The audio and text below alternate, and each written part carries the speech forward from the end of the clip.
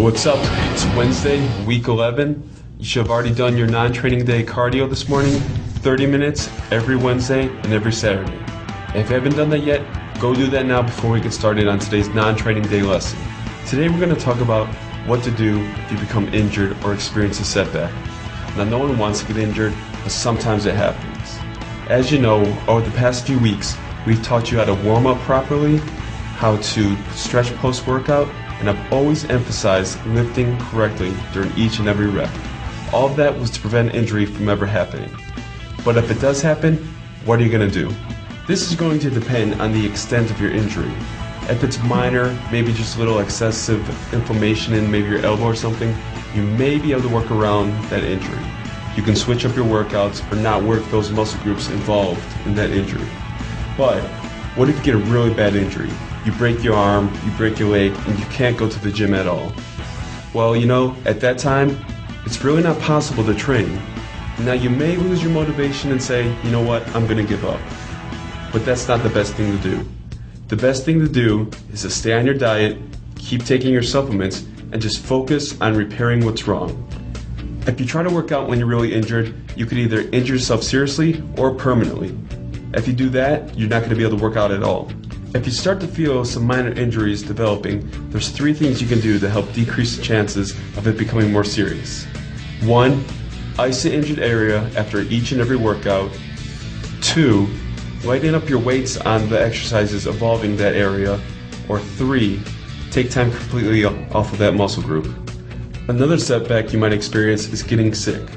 Of course, this can range from just a common cold, the flu, a stomach virus, and again, depending on the seriousness of your sickness is going to dictate whether or not you can still work out. If you just have a little cold and feel like you can make it to the gym, go to the gym and do your workout.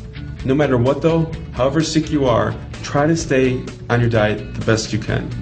Of course, if you have a stomach virus and are throwing up, there's no way you're going to eat off your food. Again, that's a certain situation that you're going to have to deal with. But if you just have a cold or a flu, you have to stick to your diet. Sticking to your diet is going to lead to the best results over that time period where you can't train. One thing to note is your diet just isn't involved in the recovery of workouts. It's also involved in recovery of when you're sick or injured. If your diet is on point, you're getting all the nutrients your body needs, you're more likely to recover quicker from an injury or sickness. If you're just eating junk food, empty calories, and not getting all the vitamins and minerals you need, you may be sick longer than usual, or your injury may take longer to recover. That's why you should always stick to your diet no matter what. Whatever your circumstances are, stick to your diet. The number one key when it comes to injuries is prevention. If you can prevent the injury from happening, things are going to be a lot easier. Now, we've gone over tips in the previous weeks how to do this. 1, you should always warm up with 5 to 10 minutes of cardio before every workout. 2, you should do light sets before your heavy sets on your weight training exercises. And 3, you should stretch the muscle groups you just worked post-workout. These 3 things are going to be your keys to preventing injury. Another key to preventing injuries is strengthening your joints. We talked about 2 supplements last week, fish oil and a joint supplement that you can take to strengthen your joints. Heavy weight training is very hard on your body, so taking these supplements can help prevent injuries.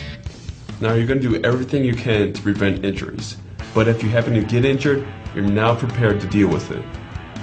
Tomorrow is your second upper body workout of the week, so you're really going to hit it hard. Again, we're always preaching safety in the gym, warming up properly, doing our sets correctly, focusing on form to prevent injury. If you're injured, you can't work out. So for the rest of the day, get in all of your meals, rest up, and come ready to work tomorrow. I'll see you tomorrow.